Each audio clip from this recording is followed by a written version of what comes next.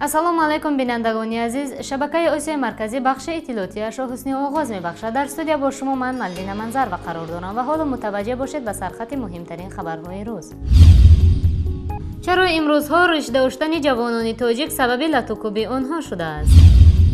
қурбон Маноновро дар таблиғи афкори ифротгароёна гунаҳгор медонанд. Жоу Шиягуам барои табодули сомонӣ бо юани чин ба Душанбе меояд. табодули таҷриба миёни Тоҷикистону Туркия дар бахши фаъолияти минтақаи озоди иқтисодӣ. боздошти 22 ҷавон дар вилояти Хатлон ки дар ҳамкорӣ бо давлати исломӣ муттаҳам дониста мешаванд. баргузории ярмаркаи ҳунармандӣ дар маркази Исмоилияи шаҳри Душанбе. Умар Бобоҷонов 23 сола сокини шаҳри Вадат барои риш доштанаш ба гуфтаи шоҳидон ва наздиконаш аз ҷониби маъмурини пулиси минтақа мавриди латукуб қарор гирифта ва ҳамкунун дар бемористон қарор дорад. Абдулло Бобоҷонов бародари Умар Бобоҷонов рӯзи 31 август дар суҳбат бо хабарнигорон иброз дошт ки бародарашро шоми 28 август кормандони пулис барои ришаш мавриди латукуб қарор доданд ки баъдан дар ҳолати вазнин ба бемористони шаҳри Вадат оварда шудааст.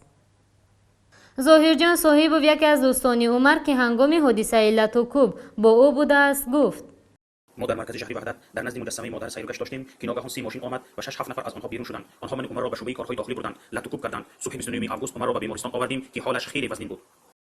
умар Бобоҷонов ки донишҷӯи соли сеюми донишгоҳи Санкт Петербург аст ва дар таътили тобистона ба зодгоҳаш шаҳри Вадат омадааст, дар ҳолати вазнин дар бемористон қарор дорад ва пизишкон низ вазъияти ӯро ташвишовар арзёбӣ карданд. дар ҳамин ҳол ҳудуди 100 нафар аз сокинони шаҳри Вадат дар наздикии бемористони марказии ин шаҳр ҷамъ омада ва аз ин ҳодиса изҳори нигаронӣ доранд.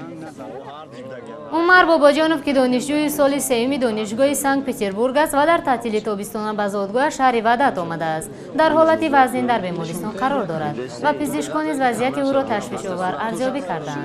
дар ҳамин ҳол ҳудуди 100 нафар аз сокинони шаҳри Вадат дар наздикии бемористон маркази ин шаҳр ҷамъ омада ва аз ин ҳодиса изҳори нигаронӣ доранд.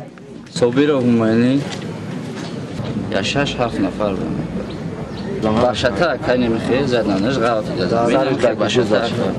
задакаш да сарш да девол дужур мекард ҳеҷ чизе дужур медавад ғавт боямш дигар зада танаи я парта медака танаи парта зад сар баам хеякат ғавт шиш сарш хам шид гуфт бихе ягон гап назад ту бот намехези бой хеле мекуника дар нимҷаи шикамаш душата задака датори дилаш зада датори дилаш душатаи дигар задака халос кардаги будака баъд ғавти дака секаса даданаш гирифтан.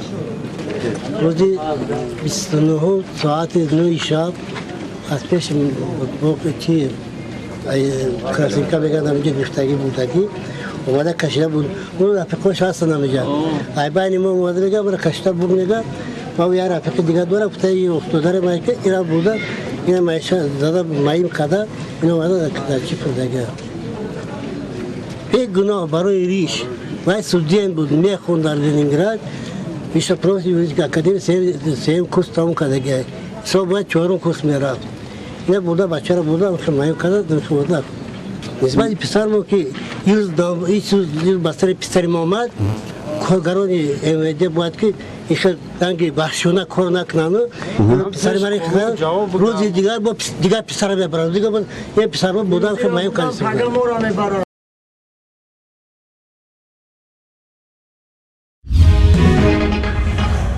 14 ҷавон аз шаҳри Норак бо иттиҳоми ҳамкорӣ бо гурӯҳи давлати исломӣ бо барафрохтани парчами сиёҳи ин гурӯҳ дар маркази ин шаҳр боздошт шуданд. Бояд қайд кунем ки ҳамаи боздоштшудагон аз 21 то 37 сол доранд ва онҳоро низ тавассути шабакаи иҷтимоии интернетӣ ба ин гурӯҳи тунгароӣ шахсони бегуна даъват карданд. дар навори вазорати корҳои дохилӣ гуфта мешавад ки ҷавонони боздоштшуда аз шаҳри Тусро нафаре бо номи Абусаид ки аз пайравони ҷанги давлати исломӣ бо ин гурӯҳи террористӣ ба воситаи WhatsApp ҷалб кардааст. ҳатто ин нафарҳо мегӯянд ки роҳбаронашон як фидоиеро меҷустанд ки бояд шӯъбаи корҳои дохилӣ дар ноҳияи шаҳри Тусро тарк конад.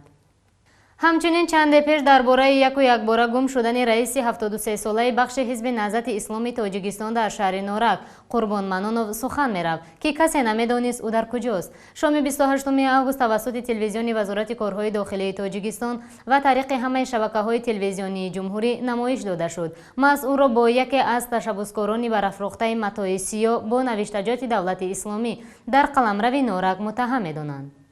او همچنین برقرار کردن ساخت اسلامی در تاجیکستان را تبلیغ میکرد. تاکید شد در گزارش تلویزیونی که قربان منونوف گویا در تبلیغ افکار افراطگرایانه میان اعضای حزب نهضت اسلامی تاجیکستان گناهکار دانسته می شود. آیا دلیل‌های قانونی به گفته‌های بالا پیدا می شود یا نه فرصت نشان خواهد داد؟ اصلا خبری را که شما گفتید در شهر نورک راستی این خبر هم ما از وسایل اخباری آمد دیدیم از اظهاراتی را که وزارت داخلی کشور پخش کرده است. در اونجا چند نفر را بازداشت کردند که آنها از کدام نفری خارج بودگی امر گرفته هستند برای بلند کردن پرچمی مثل پرچم دولت اسلامی گفته و اخبارش ندیدیم و گویا که بعضی آنها اعضای حزب نهضت اسلامی تاجیکستان بودند. درباره رئیس بخش حزب ما که منتفض 76 ساله قربان منونوف باید بگیم که او را 2-3 ماه پیش هم با همین خیلی تهمت مثل همین گرفته بودن، 10 روز از آزادی محروم کرده بودن. بعدا فهمیدن که بی اساس بوده، معذرت زیاد خواستن و همون 3 ماه پیش اون قرارگاهی که در همون بینایی که میگن اونجا حزب نهضت قرار داشت، اون قرارگاه را از او کشیده گرفته بودن، مال و اشیای حزب نهضت را از اونجا بیرون کرده بودن. مسئولان بانک ملی توسط دستکشی از دلار میخوان سامانی را نجات دهند. محض برای امضای سازشنامه مشترک رئیس بانک مردمی خیتای ژو شیاگوان از 1 تا 3 سپتامبر به دوشنبه تشریف آورده با مسئولین بانک ملی تاجیکستان یک قطار سازشنامه ها را به امضا میرسانند. به گفته سرچشمه در صورت تصویب سازشنامه سواپ یعنی تبدیل دادن یک اسعار به اسعار دیگر، تبادل سامانی با یوان چینی راه اندازی خواهد شد. با عملی گردیدن سازشنامه سواپ که یک نوع تبادل اسعار میانی بانک‌ها به مدت معین گفته می شود در نظر است. خریداری دلار آمریکایی از جانب تاجران تاجیک که اساساً از چین مال و محصولات وارد میکنند کاهش می‌یابد.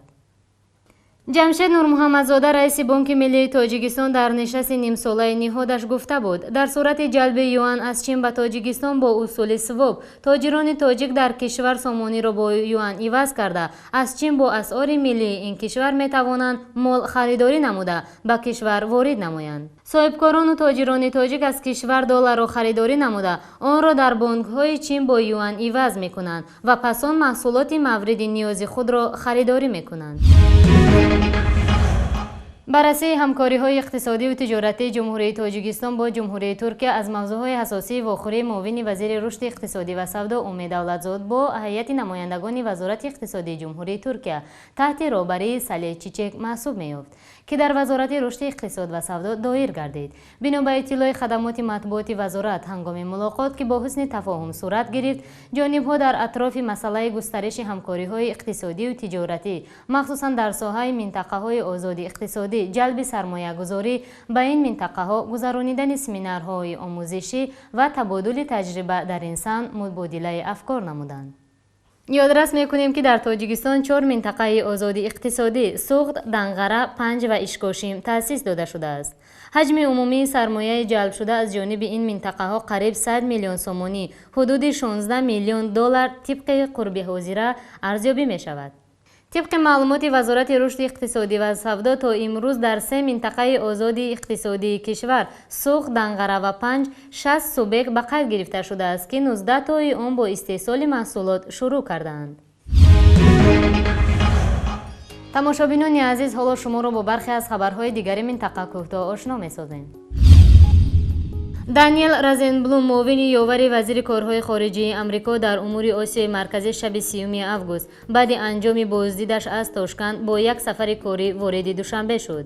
وی در تاشکند از عبدالعزیز کامیلوف وزیر کارهای خارجه ازبکستان دعوت کرد که کشورش با اعتراف بین المللی ضد گروه دولت اسلامی همراه شود. حالا معلوم نیست معاون یاور کاتب دولت آمریکا چنین درخواست را از مقامات تاجیکستان نیز خواهد کرد و یا نه. اما مسئولین وزارت کارهای خارجه تاجیکستان میگویند سفر کاری رازنبلوم تا 3 سپتامبر ادامه کرده. این نماینده دپارتمنت دولتی آمریکا با مقامات رسمی کشور از جمله سراج‌الدین اصلان وزیر کارهای خارجه ملاقات میکند. دیروز در شبکه اجتماعی فیسبوک نوار پخش شد که موافق به آن گروهی از نمایندگان حکومت تاجیکستان روز جمعه سنه 28 آگوست سال جاری مسجد ناحیه یاوان دهه دهنه را با سبب نبودن حجت و معلوم نبودن سرچشمه مبلغ گذاری برای ساختمان آن مسجد بالاخره آن را با تکنیک مخصوص ویران کردند. 90,000 گریزه افغان که زمان از درگیری های کشورشان گریخته در پاکستان پناه برده بودند دوباره به زادگاه خود برگشتند. اسلام آباد قانونی را امضا کرد که بر اساس آن تمام گریزه های افغان مجبورند تا 31 دکبر سال جاری قلمرو این کشور را ترک کنند. فراریان میگویند که مامورین پلیس آنها را زیر لطوکوب گرفته و اجباری از خانه هایشان بیرون کردند. افغانستان بیشتر از 30 سال باز به میدان درگیری ها تبدیل شده است. در آخر هفته جاری قرب میلیون دلار آمریکایی در نقطه‌های مبادله اسعار جمهوری در حدود تا 6 سوم و 56 درم و 6 سوم و 58 درم مقرر کرده شده باشد هم قرب آن در بازار بنابر دوام یافتن این پس‌روی قرب نقد روبل روسی تمایل بالاروی نگاه داشته با حساب میانه از 6 سوم و 81 درم و 6 سوم و 83 درم به $1 ایالات متحده آمریکا برابر شد. روزهای مدهش کشور را فرا گرفتند. انیخترش سنه 30 آگوست پسر بچه 2 ساله ساکن ناحیه قبادیان از بینظارت ماندن والدینش به جای بار آبگذر نزد حوله استقامتیشان افتیده غرق شده به هلاکت رسیده است. بر ضمن این نابالغ پسر بچه 7 ساله ساکن شهر کانی بادام از بینظارت ماندن والدانش هنگام آبازی کردن در آب زهبور صحرای دهه قرغانچه غرق شده به هلاکت رسیده است. همچنین در ناحیه باباجان غفور نابالغ پسر بچه 8 ساله ساکن همین ناحیه خواننده صنف یکم مکتب تحصیلات عمومی از بی‌احتیاطی خود به آب حوض چایخانه سرخ افتیده غرق شده به هلاکت رسیده است. دادگاه در مرکز ولایت سوق دعوای حزب نهضت اسلامی تاجیکستان را برای رویانیدن 636,000 سامانی از حکومت شهر خوجه رد کرد. حزب نهضت اسلامی تاجیکستان ادعا دارند که شهرداری خوجه بنای دفتری آنها واقع در محله 20 این شهر را غیر قانونی تخریب کرده است و باید بهایش را بپردازد.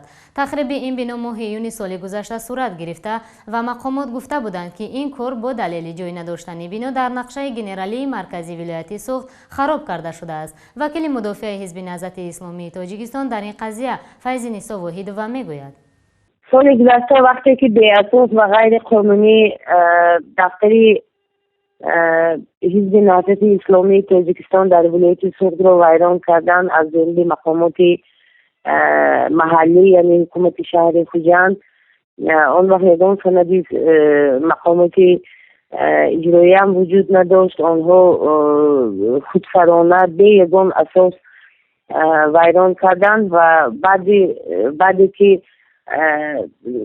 حزب طلب کرد که در کدام اساس ویران کرده شد آنها یک مکتوب دادن. بعد چند مدت یک قرار قبول کردن که گویا همین قطعه زمینی که در آنجا دفتر حزب قرار دارد گویا برای کبوت‌گذار کنی و وسیع کردن صحنه مسجد نور اسلام ضرور است.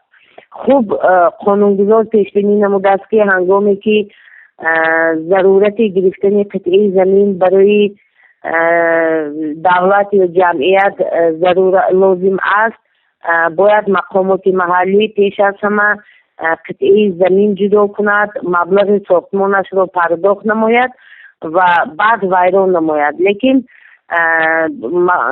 حکومت شهر خوجه با دغلانه ویران نمودن قانونگذاری جاری به همین عمل راه داد. خوب طول 1 سال حکومت شهر به همه مکتوب های شعبه حزب پاسخ میداد، وعده میداد که گویا که هم قطعه زمین هم ارزش جدا کرده می شود یا اینکه مبلغ ساختمان پرداخته می شود. اما این وعده بازی ها خیلی طولانی دوام داد و مجبور شدیم به سود شهر خوجند مراجعت کردیم و در سود شهر خوجند قرار قبول کردن درباره رفع نمودن عریضه دعواگی. یعنی ما بعدی که دفترخانه حزب رو ویران نمودن با واسطه گذراندن اکسپرتیز نرخ‌گذاری معین نمودیم که همین ارزش بنا 636,000 تومانی ارزیابی کرده شد و برای جبران همین 636,000 تومانی به سود مراجعت کردیم. اما جانب دیگر یعنی جوابگر طلب نمود که سرتیفیکت حقوق استفاده بری زمین ندارد شعبه حزب. بله از سال 2010 وقتی که مالکیت شخصی حزب گردید همین دفترخانه، حزب 10 مراتب رسما به طریق خطی به کمیته زمین سازی شهر خوجند و همچنین حکومت شهر برای دادن سرتیفیکت حقوق استفاده بری زمین مراجعت کرده است، اما حکومت و کمیته زمین سازی یگان چاره ناندیشیدند و این روز وقتی که وظیفه‌دار است حکومت و کمیته زمین سازی برای دادن سرتیفیکت باز گناهکار کردن خودی حزب، این اصلا از عقل سالم هم بیرون است، از به قانونگذاری نیز جوابگو نیست. بخشیده به استقبال جشن استقلالیت جمهوری تاجیکستان با تصمیم اتفاق هنرمندان تاجیکستان در همکاری با تشکیلات بین المللی غیر دولتی چزوی، اساسیاسیون ملی صاحبکاری خرد میانه جمهوری تاجیکستان در لاحیه هنرمندی و صاحبکاری با واسطه همگرایی منطقوی و سودای با عدالت با مبلغ گذاری اتحادیه اروپا روزهای 5 و 6 سپتامبر سال جاری یارمارک محصولات هنرمندان کاسبان در مرکز اسماعیلیه شهر دوشنبه برگزار می شود که در آن زیاده از 100 نفر هنرمندان کاسبان اشتراک خواهند کرد. طوری از نمایندگی اتحادیه اروپا در جمهوری تاجیکستان خبر دادند در دوام 2 روز محصول آفریده هنرمندان از مناطق مختلف کشور از قبیل کندکاری، سبدبافی، گلدوزی، سوزاندوزی، نقش‌آفری در محصولات سفالی، زر و زیور زرگری و لباس‌های ملی با شکل و قالب زمانوی، مال‌های روزگارداری، محصولات چرمین، ارمغان‌های گوناگون به معرض مهمان و هواداران یارمارک گذاشته می‌شود. بینندگان عزیز، این بود چند خبر مهم روز که برایتان پیش کردیم. سعادتمند و پیروز باشید. خداحافظ.